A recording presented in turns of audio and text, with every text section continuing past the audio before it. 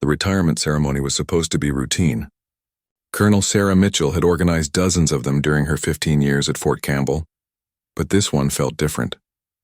The old man who'd requested to attend sat quietly in the back row, his civilian clothes hanging loose on his thin frame.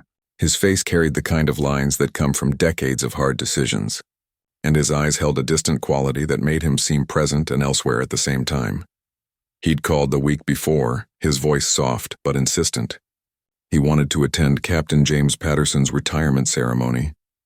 When pressed for his connection to Patterson, he'd simply said they'd served together long ago. The staff had added his name to the guest list without much thought. Military ceremonies often drew forgotten faces from the past, old soldiers seeking one last taste of the camaraderie they'd left behind. The ceremony proceeded with military precision. Speeches were made, medals presented, memories shared. Captain Patterson spoke about his 22 years of service, his voice cracking when he mentioned the men who'd shaped him, the leaders who'd taught him what it meant to wear the uniform with honor. He spoke of Vietnam, of missions that remained classified, of a commander who'd brought his entire unit home when everyone expected casualties. Then Patterson did something unexpected. He stopped mid-speech, his eyes scanning the crowd until they landed on the old man in the back. His face went pale, then flushed with emotion. He stepped away from the podium and walked directly toward him, his movements urgent, almost desperate. The room fell silent, confusion rippling through the assembled officers and guests. Colonel Mitchell rose from her seat, concerned. She'd never seen Patterson break protocol like this.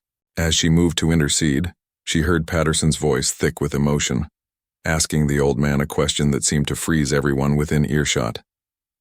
He wanted to know his call sign, needed confirmation of what he already knew but couldn't quite believe. The old man stood slowly, his joints protesting years of wear. He looked at Patterson with eyes that suddenly seemed younger, filled with the fire of a warrior who'd once led men through hell and brought them home. When he spoke, his voice carried across the silent room with the authority of someone who'd commanded not through rank but through respect earned in blood and sacrifice. Phoenix won. The words hung in the air like a benediction. The reaction was instantaneous. Patterson snapped to attention, tears streaming down his face, his salute so sharp it could have cut glass. Then, like a wave spreading across water, every officer in the room rose. Those who'd served in Vietnam knew the legend. Those who hadn't knew enough to recognize that something profound was happening. Even Colonel Mitchell found herself standing at attention, her hand rising to her brow as she stared at the unassuming old man who'd sat forgotten in the back row. Phoenix won. The call sign belonged to Colonel Marcus Reeves, a name spoken in whispers in military academies and officers' clubs. He'd led a classified rescue operation in 1972 that saved 43 captured soldiers, including a young lieutenant named Patterson. The mission had been deemed impossible. Reeves had volunteered anyway, assembling a team of 12 men who'd walked into hell and emerged with every single prisoner. The operation had cost Reeves everything: his health, his hearing in one ear, 3 bullets that still lived in his body, and a silence imposed by classification that meant his heroism would never be publicly acknowledged. He'd disappeared after the war, refusing medals, declining promotions, choosing obscurity over the recognition he deserved. For 50 years, the men he'd saved had looked for him, wanting to thank him, to tell him that every birthday, every grandchild, every sunrise they'd witnessed had been his gift to them.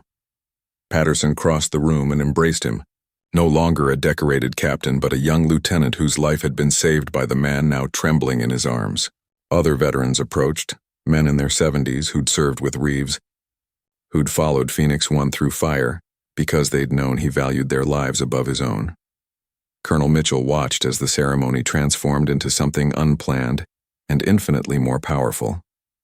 She understood now why military tradition mattered, why call signs carried weight, why some names deserved to be spoken with reverence. Phoenix One had risen from the ashes of an impossible mission and lifted 43 souls with him. He'd asked for nothing in return except the chance to see one of his men retire with honor. The salutes remained raised until Reeves, overwhelmed and humbled, gestured for everyone to stand at ease. But the respect lingered, thick and tangible, a reminder that true leadership never fades and real heroes often hide in plain sight, waiting only to be remembered. If this story gave you chills, smash that like button and subscribe for more powerful military stories that honor our heroes. Share this with a veteran who deserves recognition, and drop a comment telling us about a leader who changed your life. Let's make sure no hero is forgotten and no call sign goes unanswered.